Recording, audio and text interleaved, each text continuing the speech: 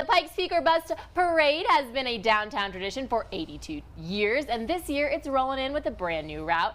Chaos Corraller Kaylee and Girl of the West Emma are here to break down all the excitement. Good morning, ladies. Good morning. So the morning show, they warmed you up, but Yes. this is for the big event here for Loving Living Local, correct? Yes. All right, so this parade's been going on for about 80 years. For real, like a tradition. So what do you think makes it so special to the Colorado Springs community, Kaylee?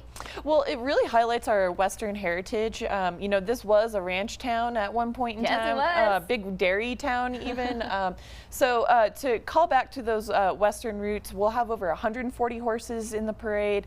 There's a lot of historical groups, reenactors that will be there. So it'll be living history as well as part of the historical run of 82 years. All right, and a new route though this year. Absolutely. What can parade goers expect? The parade will start at Colorado and Sawatch, so they'll be following Emma down the parade route this year as it travels east on Colorado, so away from the mountains. Okay. And then it'll turn south towards Pueblo on Tejon Street, and it'll go until Castilla Avenue, and that's where the parade will end. So about 5-6 blocks this year. Emma, let's talk about your role as Girl of the West. Yes, ma'am. So as the Girl of the West, I represent the Pikes Peak or Bust Rodeo at businesses, military installations, community events across El Paso County and Colorado Springs. But this year, I'm actually the Grand Marshal for the parade. So I'll be leading our parade route down the roads and having a great time. What does it mean for you to be able to kind of live up this Western tradition and Western heritage right here in this community? It's really cool to be able to represent this, and the rodeo actually does honor our local military, which is such a big part of our Western heritage and traditions. So it's really great to be able to bring those together and celebrate our local military as well. And Kaylee, this year is the Gold and Glitter. So how will that be reflected in the parade? So we encourage parade attendees to really take on the theme, and we actually have different awards that we give out to the different parades. So there's like Best Float, the Rocky Mountain Award. You can win the Palmer Award, and I believe that's the best use of theme. So Emma is already displaying the glitter part. Yes. She's got that down. And any callbacks to the Pikes Peak or Bust call for the mining rush of the time, that's what we're aiming for. So lots of gold, lots of glitter, any mining references. And then, you know, any cowboy who's worth his salt knows a gold button is worth it. So. And Emma, the parade kicks off the week of the rodeo. So talk to me a little bit about how this sets up the tone for Rodeo Week. It's just a great way to kick off our fun. We have lots of good kid events, family events. We will have our fan zone open before every performance with petting zoos, mutton busting prelims, goat tying, train rides, face painting. And then of course we go into our rodeo with some of the top athletes from around the country competing for the National Circuit Finals Championship. And every night is actually in honor of a different local military unit.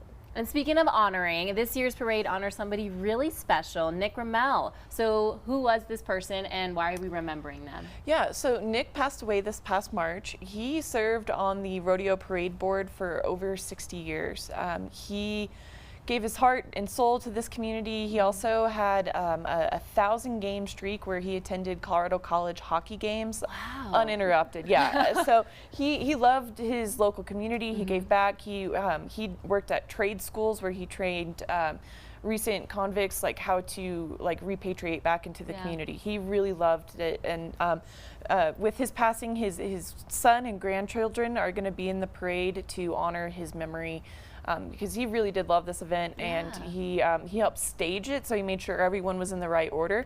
So we're going to put him right towards the front. That's what he liked the best, and maybe his memory and his kiddos will get to go through twice. So. I love it. Okay, before we wrap up, we have to settle this.